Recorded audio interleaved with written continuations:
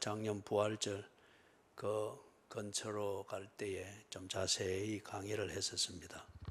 오늘은 간단하게 그 골경만 보면은 예수님이 무덤에 들어가셨다가 3일 만에 부활하신 사건을 이야기합니다. 그래서 그것은 숨겨진 숨은 곳에서 뭔가 사건이 일어났다는 소문으로 만들어진 어떤 그러한 검증이 안 되는 사건이 아니고 목격자들이 있는 사건입니다. 빈 무덤을 보았고 살아난 예수를 보았고, 그리고 살아난 예수가 활동하는 것을 많은 사람들이 보았습니다. 그래서 바울이 쓴 글에는 일시에 500여 형제가 보았다, 그럴 정도로.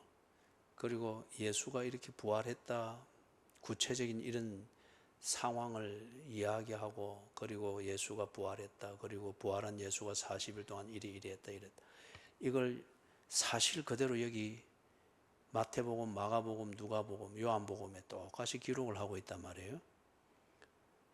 만약에 이게 꾸며진 얘기고 거짓이면은 지금까지 이 사건이 있은 때로부터 해서 지금까지 2020년 동안 이게 전성이 되지를 못합니다.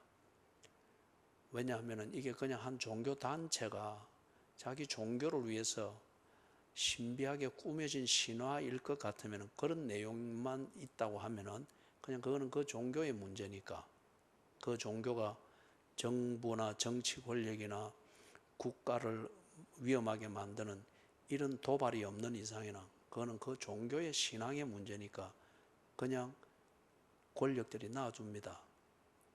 종교의 일이니까. 그런데 마태복음, 마가복음, 누가복음, 요한복음에서 예수님이 부활한 사건을 여기 지금 현장을 목격하고 현장에 있는 그대로, 그리고 예수님이 부활한 사건과 그 뒤에 예수님이 40일 동안 활동하는 여기에 연루된, 관계되어진 사람들과 지역과 이것을 쭉 사실 그대로 기록을 하고 있는데, 그 말은 뭐냐? 거기에 이 종교와 상관없는 사람들이 사건과 관련되어 있기 때문에 정인처럼 거기에 기록이 되어 있습니다. 그리고 그 당시에 관료가 기록이 되어 있습니다. 그리고 그 당시에 정권이 직접 간접으로 그것에 연루되어 있습니다. 그렇기 때문에 이거는 사실이냐 아니냐를 따질 때에는 그 종교의 신앙의 문제만이 아니에요. 왜냐하면 그 시대에 종교와 상관없는 사람들이 관련되어 있고, 그 시대 사회를 통치하던 권력기관이 관련되어져 있고, 이 사건에 책임이 있는 것으로 되어 있고, 그 다음에 이 사건이 지어낸 얘기다, 가짜라는 소문을 퍼뜨린 그 근원지로서 그 사회의 통치기관이 적나라하게 여기에 기록이 되어 있습니다. 그렇기 때문에 이게 만약에 첫 번째 지어낸 얘기인 것 같으면은 그 지어낸 사람은 큰 벌을 받게 됩니다. 그 사회의 통치 권력과 통치 기구와 그 다음에 제3자들이 이름이 거론되고 막 연루가 되어 있기 때문에, 그러면은 무고죄로서 예를 들면 큰 벌을 받게 되겠죠.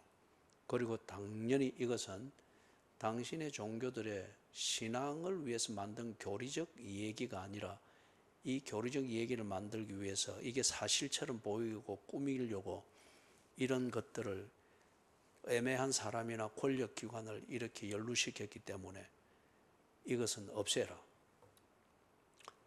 당사자들이 크게 벌을 받는 것은 물론이거니와 문제가 되는 이 기록들이 당연히 없어지겠죠. 당연히 없어지겠죠. 지어낸 이야기일 것 같으면 당연히 그렇게 된다는 거예요. 그 다음에 여기에 연루되어 있는 이 사람들, 예수의 제자가 아니고 예수를 지극히 사랑했던 것과 상관이 없는 사람들이 있잖아요. 그리고 그 사회 분위기가 막 보면은 나온단 말이에요. 그런 것 같으면은 이 사람들이 만약에 가짜일 것 같으면 증명이 안 될 것 같으면 이거는 당연히 지어낸 이야기, 신비한 꼭 우리나라 신라시대 그 태조로 말하는 그 박혁거세 신화처럼 또는 우리 민족의 당군 신화처럼 그런 것으로 매도될 수가 있겠죠. 여기에 연루된 사람들이나 통치기구가 없다고 하는 것 같으면. 그런데 그 사람들이 다 있단 말이에요. 그리고 그 통치기구, 뭐 사내들인 공회든지 제사장들의 그 모임에서 뭐 돈을 주고, 그다음 이 소문을 퍼뜨린 그 무덤을 지키던 병사들이든지, 그 다음에 그 로마 병사들이 그리했다. 만약에 가짜인데 그런 식으로 이름이 팔렸다. 이거는 로마 군대는 명예입니다, 명예. 그렇기 때문에 굉장히 큰 문제가 될 수 있죠. 그럼에도 불구하고 이게 안 없어지고, 그 다음에 누구도 이것에 대해서 마태, 마가, 누가, 요한이 가짜 문서를 만들어서 퍼뜨렸다, 이것으로 벌을 받은 그게 기록이 없고, 그 다음에 여기에 언급되어진 사람들, 그 당시의 사람들이 누구 하나도 문제를 제기하지 않는 것은, 개중에는 기분은 나쁘겠지만은 이게 거짓말이라 말을 못하는 거예요. 사실이기 때문에. 그것도 특히 가능하는, 예를 들면은 그 유대 사회를 유대교 입장으로 통치하고 서슬이 시퍼런 그런 공포 정치를 해왔던 그 주도 세력이었던 제사장들의 이 단체들도 이걸 없애지 못했습니다. 단지 그들이 했던 것은 이걸 믿지 못하게 방해를 하면서 가짜 뉴스를 만들었죠. 이걸 없애지를 못했어요. 그럼 이 말은 무슨 말이에요? 이거는 한 종교 단체가 자기 종교를 신비하게 보이도록 하기 위해서 막 이리저리 꾸며 만든 신화가 아니고, 이거는 사건이라는 겁니다. 사건인데 그 종교 단체가 모여서 막 그 십자가 막 북둥둥 치면서 이래 막 황홀을 하면, 종교적 황홀경에 빠졌을 때에 막 지정신 아니게 막 이래 뭐 죽기는 이걸 뭐 또 뭐 받아 써가지고 그렇게 계시받아, 이런 게 아니라는 거예요. 이는 역사적 사건이었습니다. 그 증거는 예수의 제자들뿐만 아니고 예수를 죽인 자들도 여기에 적나라하게 기록이 되어 있고, 그 다음에 시민들도 기록이 되어 있고, 그 다음에 거기에 법을 집행하는 통치기구도 이 사건에 직접 간접의 증인으로 기록이 되어 있습니다.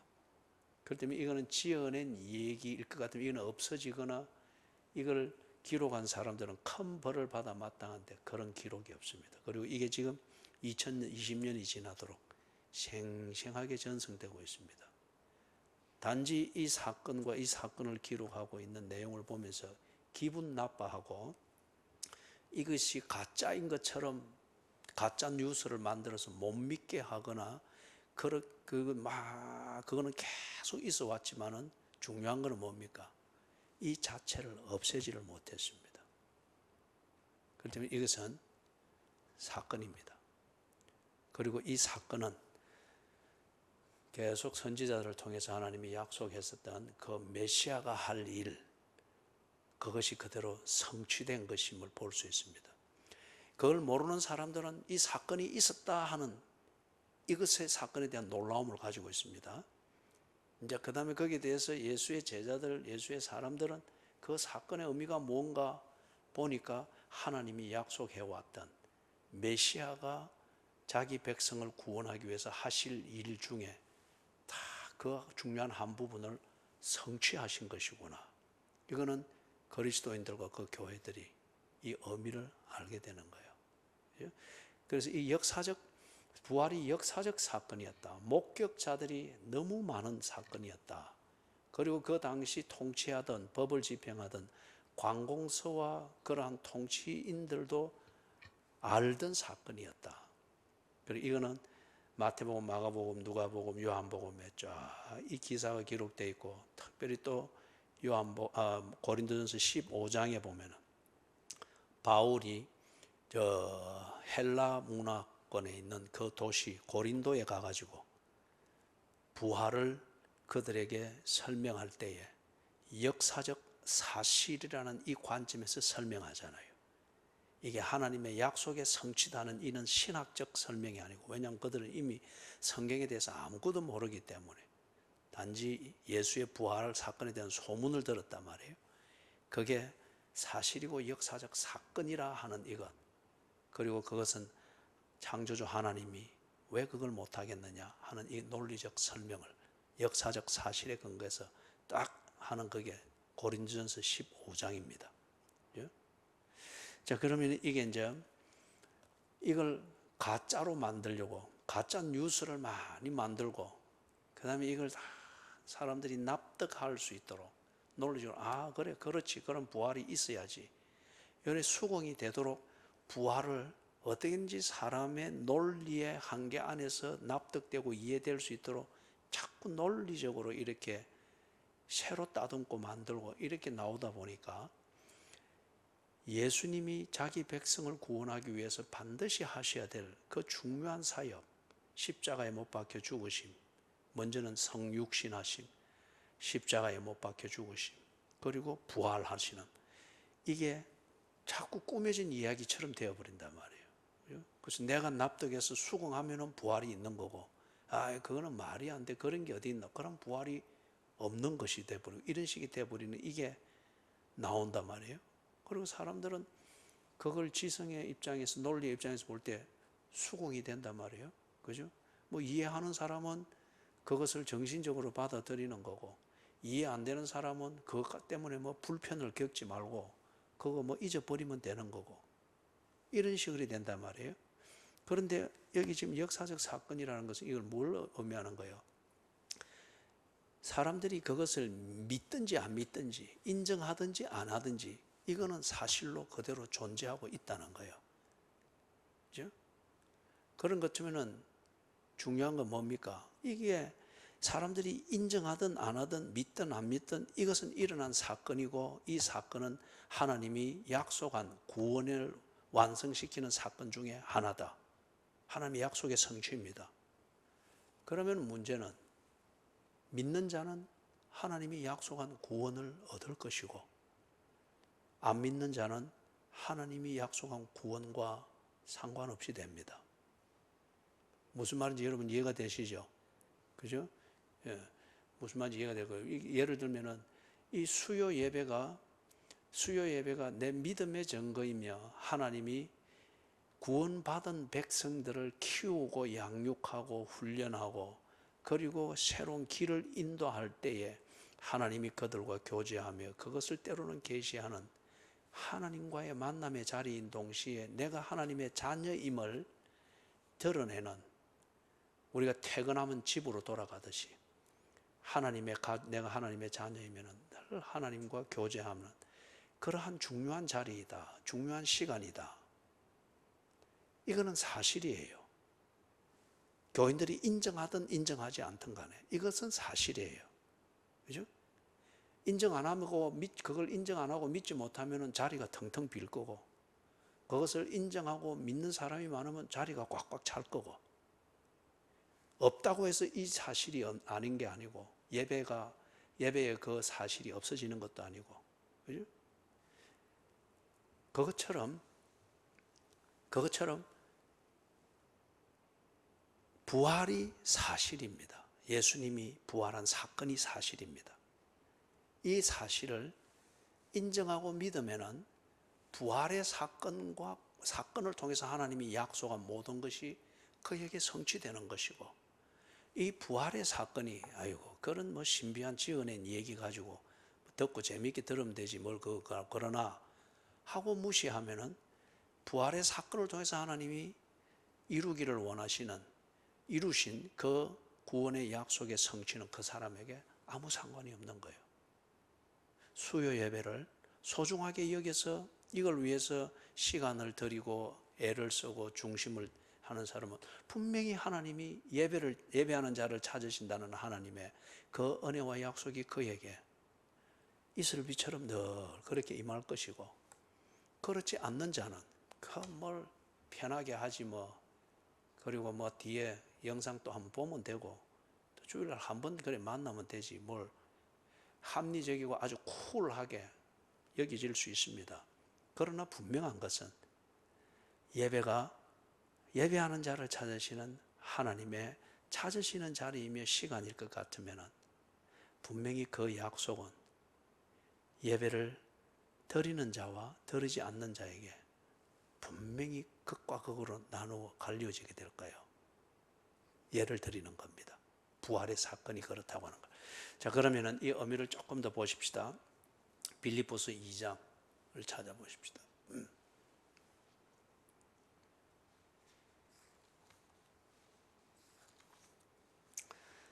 빌립보서 2장 5절부터 보면은 너희 안에 이 마음을 품으라 곧 그리스도 예수의 마음이니 같이 읽습니다.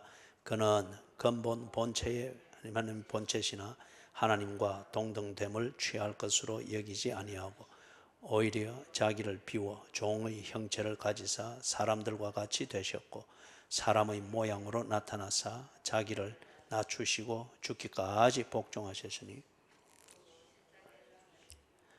이러므로 하나님이 그를 지극히 높여 모든 이름 위에 뛰어난 이름을 주사 하늘에 있는 자들과 땅에 있는 자들과 땅 아래에 있는 자들로 모든 무릎을 예수의 이름에 꿇게 하시고 모든 입으로 예수 그리스도를 주라 시인하여 하나님 아버지께 영광을 돌리게 하셨느니라. 자, 거기 보면은 성육신이 나오죠. 자기를 비워 종의 형체를 가지사 사람들과 같이 되셨고 성육신이죠.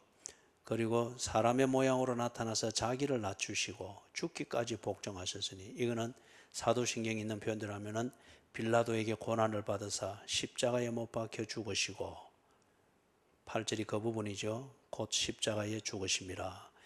그 다음에 9절에 이름으로 하나님이 그를 지극히 높여 모든 이름 위에 뛰어난 이름을 주사 부활입니다.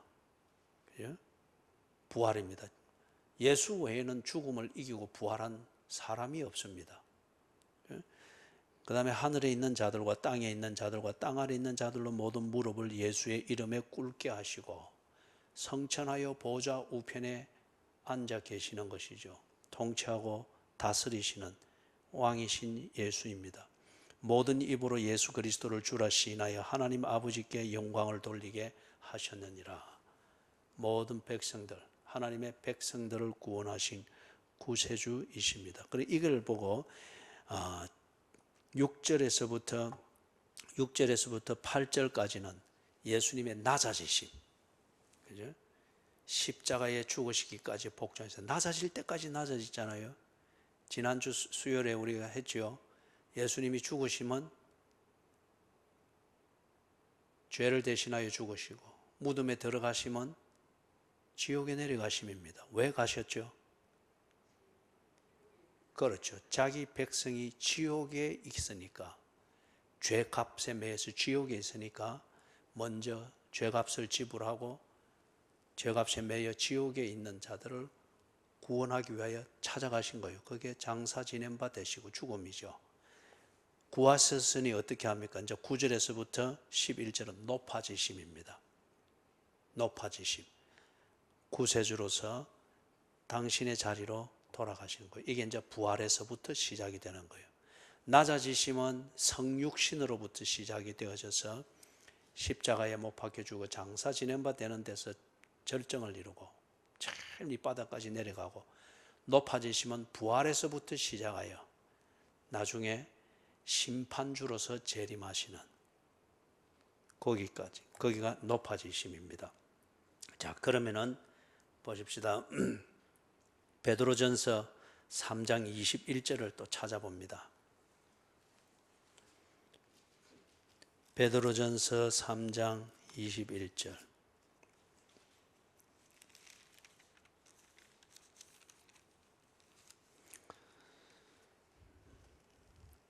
같이 한번 읽어보십시다. 물은 예수 그리스도께서 부활하심으로 말미암아 이제 너희를 구원하는 편이 곧 세례라. 이는 육체의 더러운 것을 제하여 버림이 아니요 하나님을 향한 선한 양심의 강구시니라. 22절. 그는 하늘에 오르사 하나님 우편에 계시니 천사들과 권세들과 능력들이 그에게 복종하시느니라. 예.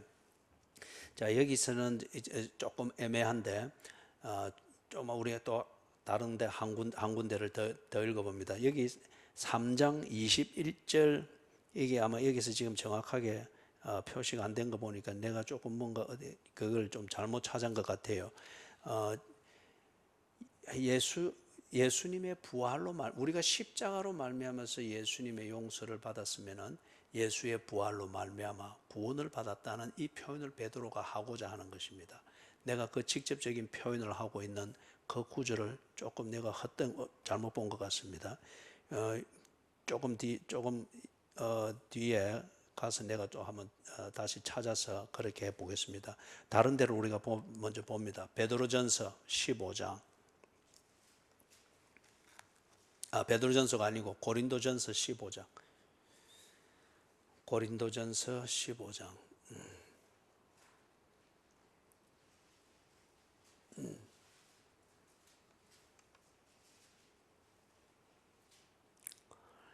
15장 거기 보면은 20절에 봅니다.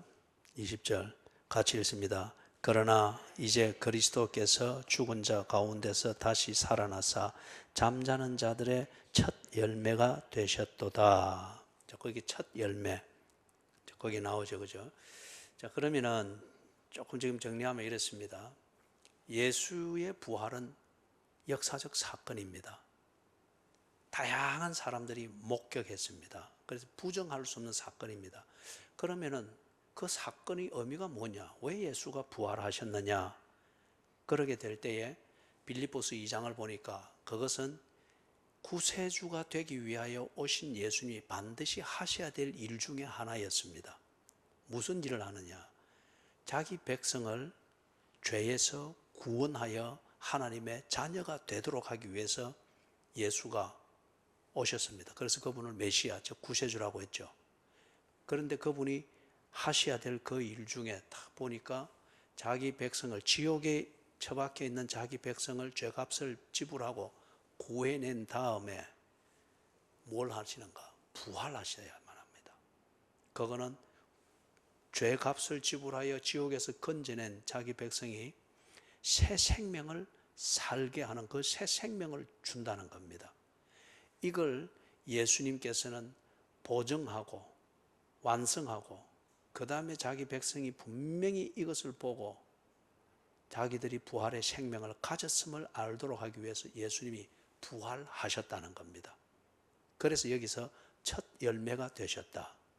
그러면 예수님이 역사적 사건으로 무덤에서 나와 죽음을 이기고 부활한 그 사건은 보아라 하는 과시가 아니고 우리 종교가 최고다 이런 과시가 아니고 그분이 무덤을 열고 죽음을 이기고 부활하셔야 되는 이유는 자기 백성을 구원하시는데 구원받은 자기 백성이 새 생명, 죄와 사망을 이긴 이 새 생명을 소유하도록 하기 위하여 그분이 부활하셨다는 겁니다.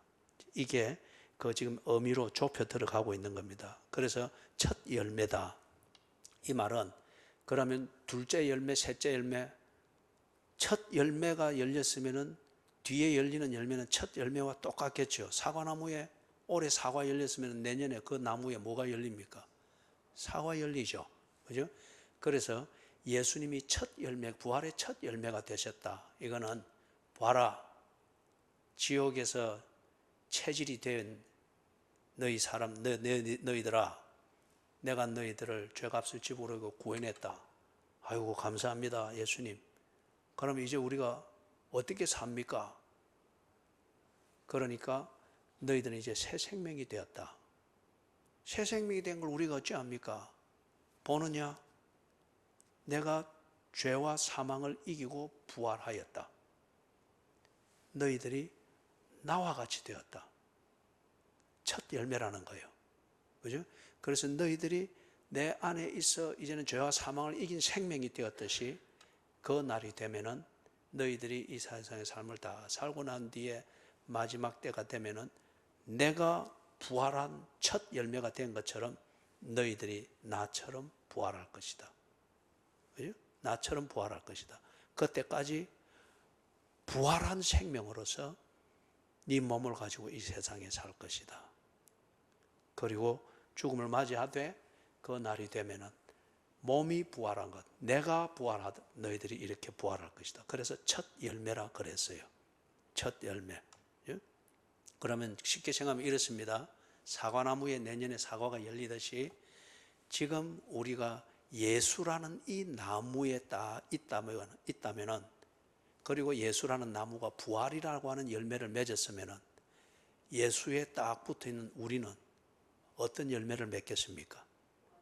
그렇죠. 첫 열매가, 예수의 나무 첫 열매가 부활이었으니 예수 안에서 우리가 예수의 나무가 된 우리가 맺을 둘째 열매, 마지막 때 그때에 맺는 열매도 부활이라는 열매라는 거예요. 자, 그 다음에 이제 우리가 중요한 것을 이제 생각해 봐야 됩니다. 자, 로마서 6장 3절에서부터 11절입니다.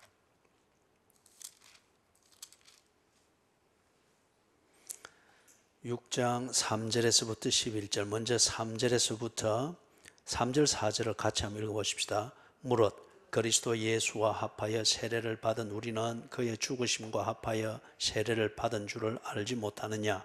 그러므로 우리가 그의 죽으심과 합하여 세례를 받음으로 그와 함께 장사되었나니 이는 아버지의 영광으로 말미암아 그리스도를 죽은 자 가운데서 살리심과 같이 우리로 또한 새 생명 가운데서 행하게 하려 하심이니라. 참, 거기에 예수님이 십자가에 죽으신 것, 그것은 우리의 죄를 씻기 위함이었고 우리의 죄를 용서하기 위함이었고, 그죠?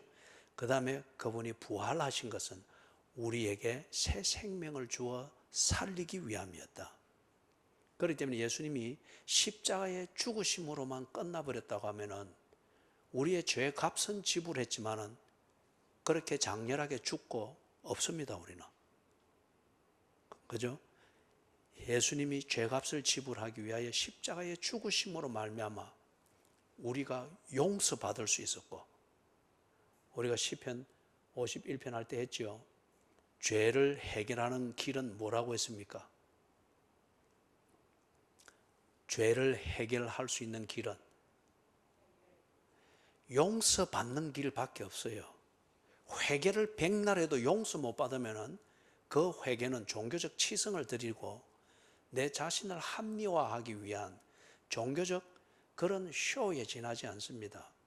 그래서 회개하면서 눈물을 펑펑 쏟아 놓을 수 있어요. 그러나 용서받지 못했다면 나는 그냥 죄를 뉘우치고 아파하는 신비롭고 착한 종교인일 뿐이지 절대 아직 하나님을 인정하고 하나님께로 나아간 자는 아니라는 거예요. 하나님을 인정하고 하나님께로 나아갔으면 용서를 받죠. 죄는 용서받아야 해결이 됩니다. 내 죄를 용서하기 위하여서, 하나님은 절대 기분파가 아니거든요. 하나님은 화끈한 그런 귀신이 아니에요. 하나님은 공의로우신 그리고 신실하신 창조주이십니다. 그렇기 때문에 죄를 지은 것에 대하여 분명히 죄값을 치르게 하고 용서를 해야 되면 그 근거가 있어야 됩니다. 그래서 하나님이 그 죄를 용서하기 위하여서, 공의롭게 용서하기 위해서 그 근거를 마련한 거예요. 죄값을 지불하는데 자기의 아들 독생자를 죄값으로 지불한 거죠. 십자가에 그게 죽으심입니다. 그것을 보고서, 그 죄값이 지불되는 것을 보고서 하나님이 우리의 죄를 용서하신 겁니다. 이해되셨어요? 예? 죄를 해결하는 길은 용서받는 것 외에는 없습니다. 예? 아무리 울어도 안 되고 힘써도 안 되고 참아도 안 되고 착한 일을 한다고 해서 되는 것도 아니고, 지 기분으로 막 슬퍼해서 뭐 그런다고 될 문제가 아니에요. 금식을 40일 한다 할지라도 용서를 못 받았다고 하면은 그 금식 끝에 아주 완고한 사람이 됩니다. 아주 완고한 사람이 돼요. 하나님께로 나아가서 내 죄를 아뢰일 때 예수의 이름으로, 예수의 공로를 힘입어 하나님 앞에 나아가 내가 잘못된 것, 무엇이 잘못된가를 아뢰일 때 하나님이 내 죄를 용서하신다는 거예요. 자, 그러면은 그 다음 관건은 뭐예요? 용서받은 생명으로 살아야 됩니다. 그래야 용서받음의 의미가 있죠. 그죠? 이리 주거나 저리 주거나 그것으로 끝일 것 같으면은 뭐 지 욕심대로 살다가 죽으려고 하겠죠. 인간의 본능대로 그렇게 행복을 추구하는 방식처럼.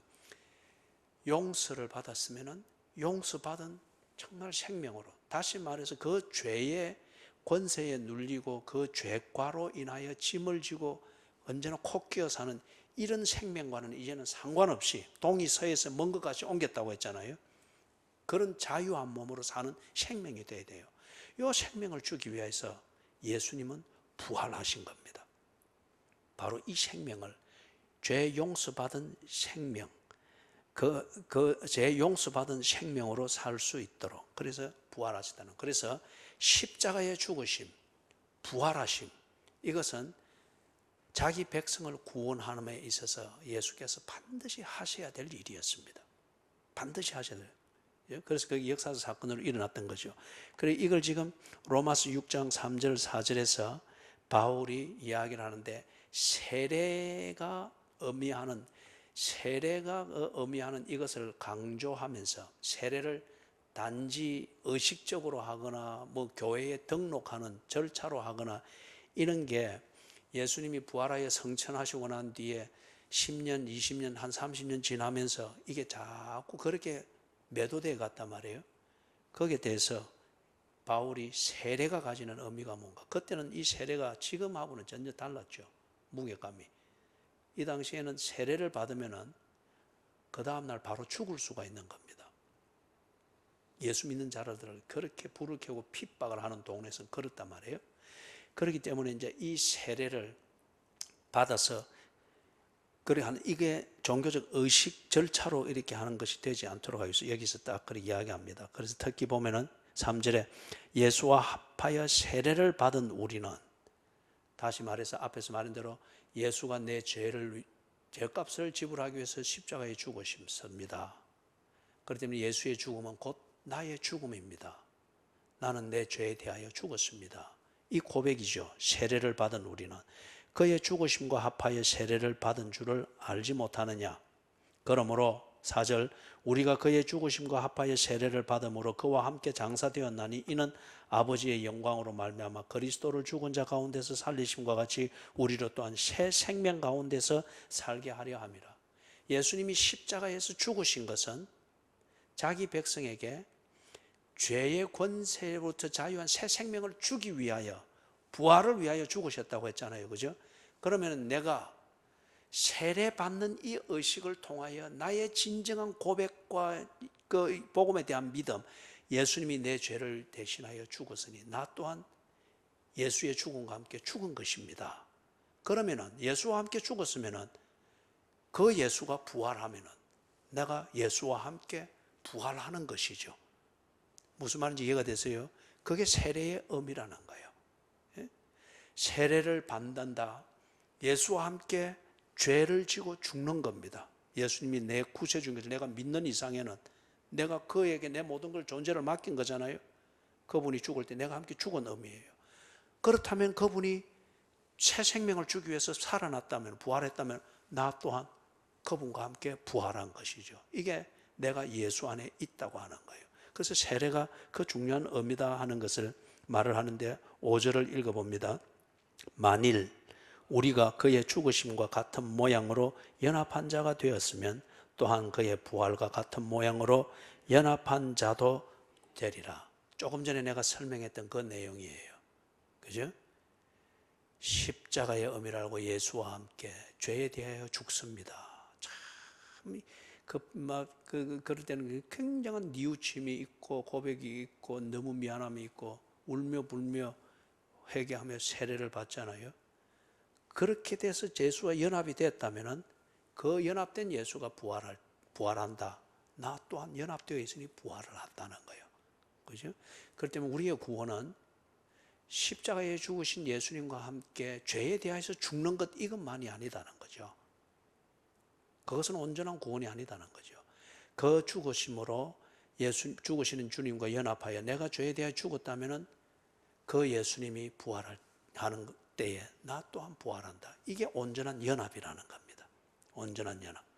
그래서 교인들이 십자가의 예수는 믿고 꼭 그 주제가 되는 찬송을 부르면 자꾸 슬프게 부르려고 하고, 그죠?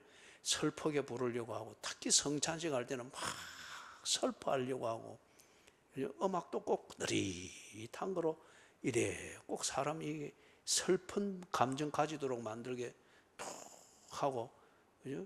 뭐 교회 행사들 할 때도 그래요. 당연히 그렇단 말이에요. 그게 아니다는 거죠. 그걸 통해서 내가 죽었다고 하는 것은, 예수와 연합하여 죽었다는 것은 연합한 예수님이 부활할 때 나 또한 부활했다는 그 의미와 같다는 것이죠. 이 두 가지를 알아라는 겁니다. 이게 아니면은 구원이 온전한 구원에 대한 확신이 아니다. 그것을 지금 얘기를 하는 겁니다. 자, 다시 정리합니다. 예수의 죽으심으로 말미암아 우리는 죄에 대해서 용서를 받았습니다. 예수의 부활하심으로 말미암아 용서받은 새 생명으로 살게 되었습니다. 용서받음과 새 생명으로 살았다는 이거는 뭐냐? 예수와 다 연합이 됐다는 거예요. 그래서 예수님이 고린도전서에 그거죠. 남자가, 에베소서에 그랬습니까? 남자가 부모를 떠나 아내와 연합하여 한 몸이 될지니라. 그러면서 뒤에 뭐라 그럽니까? 바울이 그 말했죠. 뭐라 그럽니까? 내가 지금 말하는 것은 그리스도와 교회의 연합에 대해서 말하는 것이다 그랬잖아요. 그죠? 그걸 알도록 하여서 부부가 연합되는 것을 비유로 들어서 그때 설명을 했던 거죠. 그리스도와 연합이 되어 있다. 죽으면 같이 죽고 그분이 부활했으면 같이 부활했다. 이것을 지금 의미를 하는 겁니다. 오늘 좀 더 해야 되는데 이게 벌써 시간이 저렇게 돼버렸네요. 자, 그러면 뒤에 부분을 간단하게 좀 정리를 하십시다. 거기 6장 4절 5절 우리가 보았죠. 그 다음에 거기서 뭘 보는가 하면은 4절 5절 보았고 건너뛰려고 하니까 거기 참 어렵네요. 우리 이 부분은 뒷부분은 우리가 다음 주 수요일 날 하도록 하십시다. 이걸 하게 되면 아무래도 또 시간도 많이 갈 것 같고 일찍 마치려고 하면은 해야 될 내용을 자꾸 건너뛰게 되니까 안 하니만 못할 것 같아요. 자, 오늘은 여기까지. 그죠?